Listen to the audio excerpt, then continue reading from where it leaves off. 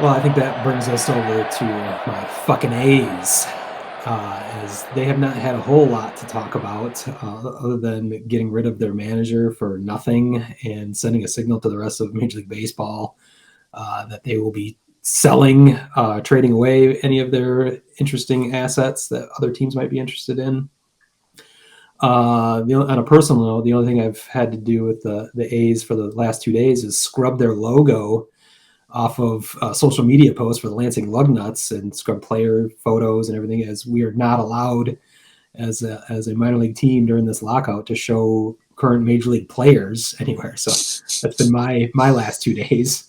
It's been big news. I'll like MLB.com removed all the player images off the website, and he mentioned, which looks hilarious. Just the generic headshot silhouette is now replacing all the player images on that. So lots of people have been having fun with that. So the graphic design aspect of Major League Baseball is actually trickling into my life as well, this lockout. The big news that's interesting to talk about, probably not fun for those Oakland A's fans in Oakland, is the ongoing saga with the stadium drama.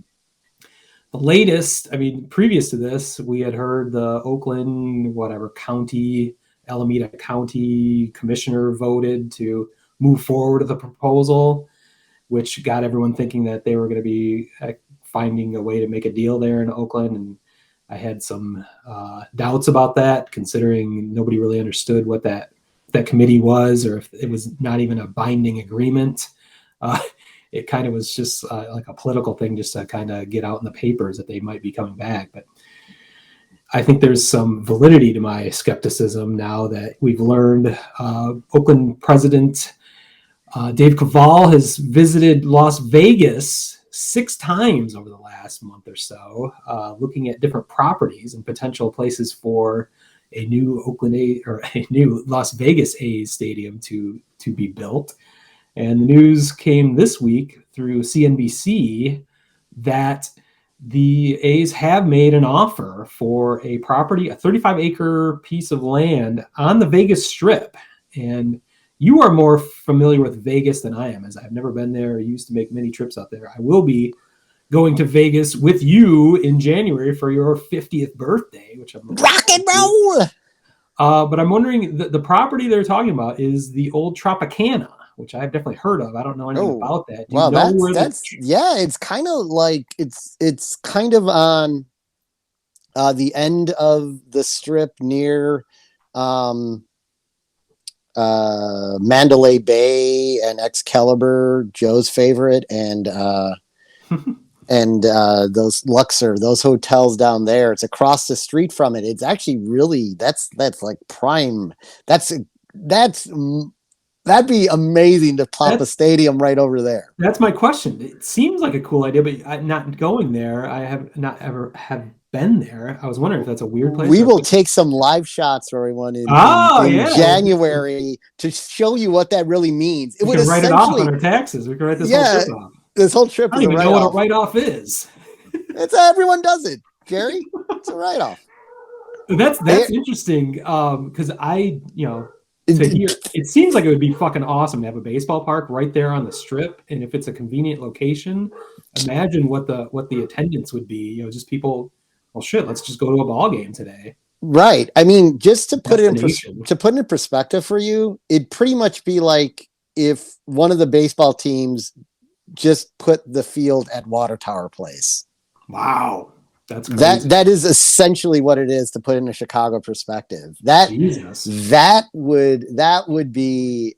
I'm not even a fan of the A's. I fucking hate them, but like that would be very cool. I think that's a very cool location. What the Athletics might be looking at is the ancillary fan base they might build up. Oh my God! You would just like it has to be a dome because it's hot as fuck there. There are renderings, of course, as teams love to put out renderings. It is a retractable roof stadium, rumored to be a $1 billion stadium. $1 billion. Yeah, I don't know how accurate that is, or how much of that is just scaring the Oakland, Alameda, California governments into giving them some money to build a stadium there. But they are definitely flexing their leverage and definitely making it known. And the CNBC article said they made an offer on this property. That property went up for sale back in April for I think it's just over 300 million.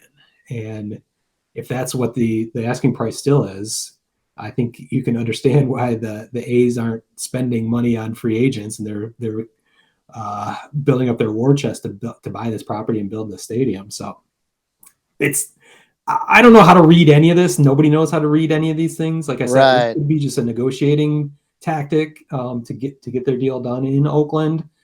Again, I am not a disinterested party, but I'm a different kind of A's fan, as I'm 3,000 miles away in Lansing, Michigan.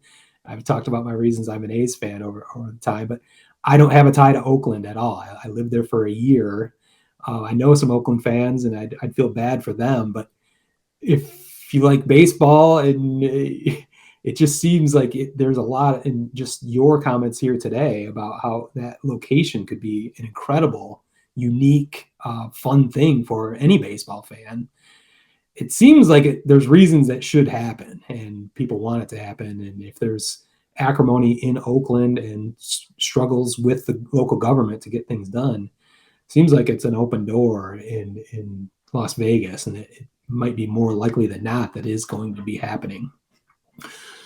So I do just still continue to find it so strange that like one city would be consuming the offshoots of past teams, like Oakland teams go to Las Vegas. Yeah, I think it's a coincidence more than anything, and it's probably a bitter irony to everyone in Oakland that's a sports fan to see everyone keep moving to the same city. But I think it's also a symptom of the the attitudes of our society in general, and the opening of gambling and not thinking of it as such a sin anymore. That's right, Sin City. Worrying about the corruption of players, being in Las Vegas, that's just a moot point now, especially for myriad reasons. The idea that you always hear about the Black Sox scandal that 100 years ago, but that took place between Cincinnati and Chicago. I mean, really, that was possible because players made just a little bit more than normal people, so they could make a shitload more if they fell into gambling circles. Where that's just not the case in the modern era. Where why would a baseball player be even concerned with or get in over his head when he's making millions of dollars already, where the gamblers wouldn't be able to offer him astronomical sums of money that would blow their minds, where that was the case 100 years ago. And again, our technology and our attitudes have shifted dramatically about gambling. You can gamble just as easily in your own home as you can in Las Vegas. So those things have changed dramatically too. So I think it's timing and a bit of coincidence that Oakland seems to be the victim of the expansion into Las Vegas. But it's an interesting point. I can't believe if diehard Oakland fans even travel to Vegas anymore, as they already lost their football team and are potentially losing their baseball team. Or maybe it's just a fun trip. They can follow their team, taking up there's many flights a day from Oakland to Las Vegas, I'm sure. So maybe it's an easy trip to go continue their fanhood of the Athletics.